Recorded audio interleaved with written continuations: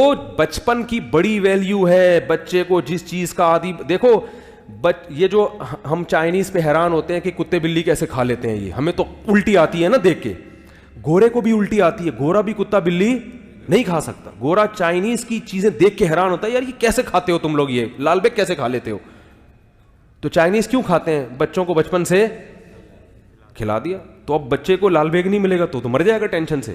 اس کو بلی کتا چاہیے بچے کو. تو جو گند بچپن میں کھلا دیا بچہ اس کا عادی ہو گیا. ہم نے نہیں کھائی تو ہمارے ہاں کوئی دین کو فالو نہیں بھی کرتا پھر بھی کتا, وہ کہتا ہے یار اتنا بھی کتا نہیں ہوں کہ میں اتنے کتے پنے پہ بھی نہیں آ سکتا کہ میں کتا ہی کھانا شروع کروں. اتنا لبرل گورا اتنا لبرل نہیں بن سکا اب تک. بچپن کی بڑی اہمیت ہے بھائی. جو بچے کو سکھاؤ گے, جس چیز جو ماحول دو گے, بچہ اسی ماحول کا عادی بنے گا. تبھی تو رسول اللہ صلی اللہ علیہ وسلم نے فرمایا کل مولود یولد علی الفطرہ فأبواہ یہودانہ او ینصرانہ او یمجسانہ. ہر بچہ فطرت پہ پیدا ہوتا ہے, نیک پیدا ہوتا ہے, شریف پیدا ہوتا ہے, اچھا پیدا ہوتا ہے, مسلم پیدا ہوتا ہے. باپ دادا اس کو یہودی بنا دیتے ہیں, عیسائی بنا دیتے ہیں, مجوسی بنا دیتے ہیں, آگ کی پرستش کرنے والا, وہ بگاڑتے ہیں, ماحول بگاڑتے ہیں ان کو. ہر بچہ اچھا ہی پیدا ہوتا ہے, اچھائی کو پسند کرتا ہے وہ. اب ہم نے بچیوں کو مختصر لباس پہنا دیے تو ان کی مزاج میں حیا نکل گئی. اور یاد رکھو اولاد کے دل سے اگر حیا نکل جائے تو پھر ابا اماں کی نہیں سنتے. وہ حیا ہی تو ہے جو انسان کو روکتی ہے, غیرت روکتی ہے. میرا باپ ہے, یہ میری ماں ہے, اس کے سامنے میں کیسے اونچی آواز سے بات کروں. لیکن جب شرم نکل گئی بس ختم.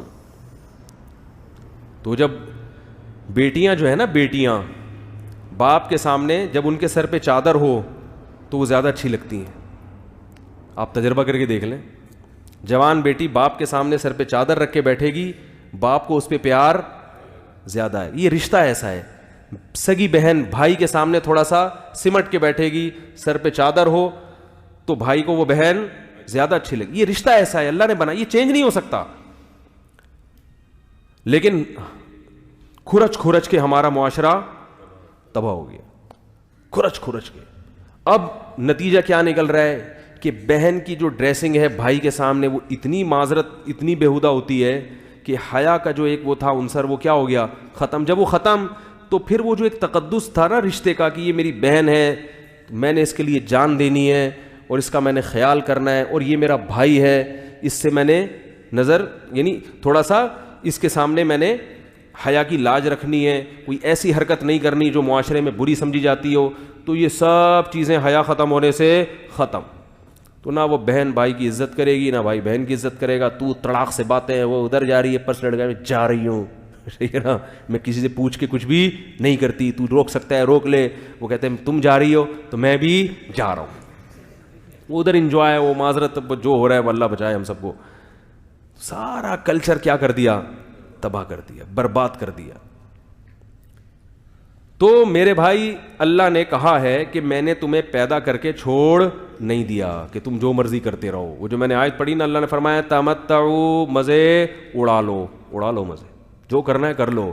فإن مصيركم إلى النار, آنا کہاں ہے جہنم کی آگ کی. چھوڑوں گا نہیں میں.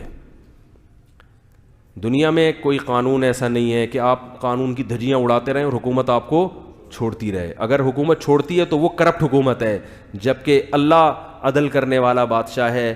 اللہ نے قرآن میں کہہ دیا ام نجعل المتقین کالفجار, کیا ایسا ممکن ہے کہ جو تقوی والی زندگی اختیار کرتے ہیں ان کو اور جو تقوی والی زندگی اختیار نہیں کرتے دونوں کو ایک جیسا ٹھکانہ دے دوں؟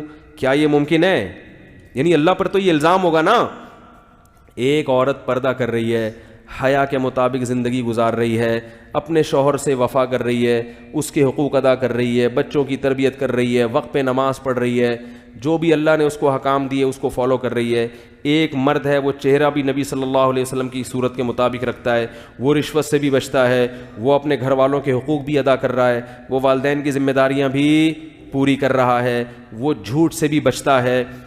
ایک تو یہ ہے, مرنے کے بعد یہ بھی مٹی ہو جائے اور چور, اچکے, چرسی, ہیروئن چیٹ, قاتل, ڈاکو, وہ بھی مرنے کے بعد بولو نا بھائی, زنا کرنے والے وہ بھی مٹی ہو جائیں.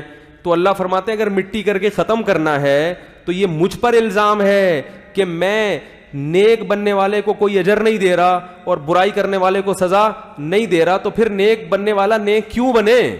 کیا کہ اللہ جب دیکھو, اگر آپ کو ایم اے کے پیپر دینے, آپ نے ماسٹر کرنا ہے کسی میں, اور آپ محنت کر رہے ہو, لیکن کسی نے آپ کے کان میں آ کے بتا دیا کہ حکومت نے اعلان کیا ہے کہ ایم اے اسلامیات یا ایم اے انگلش یا کوئی بھی جو ہے نا ماسٹر جب آپ کرو گے تو حکومت نے یہ کلاس ہی ختم کر دی ہے, آپ محنت کرو مگر کوئی ایگزام نہیں ہے, اور رزلٹ یا ایگزام تو ہوگا مگر ایگزام میں پاس کون ہوگا فیل کون ہوگا یہ رزلٹ حکومت نے اناؤنس کرنا ہی نہیں, پرچے جلا دے گی گورنمنٹ. تو آپ تیاری کرو گے؟ بولے کہ بھائی یہ امتحان ہی نہیں ہے, یا امتحان تو ہے لیکن رزلٹ ہی اناؤنس نہیں ہوگا, تو میں پاگل ہوں جو میں اتنی محنت کروں, ہے بھائی؟ وہ نتیجہ جب نکلنا ہی نہیں ہے تو یاد رکھو, اگر کوئی نتیجہ نہیں ہے, آخرت نہیں ہے, ہم نے مرنے کے بعد زندہ ہو کے حساب و کتاب نہیں دینا, تو ہم کیوں پھر محنت کریں, ہم اچھے بن کے کیوں زندگی گزاریں؟ پھر تو ہر آدمی کو کیا ہونا چاہیے, جس کی لاٹھی اس کی بھینس, پھر تو مزے اڑاؤ.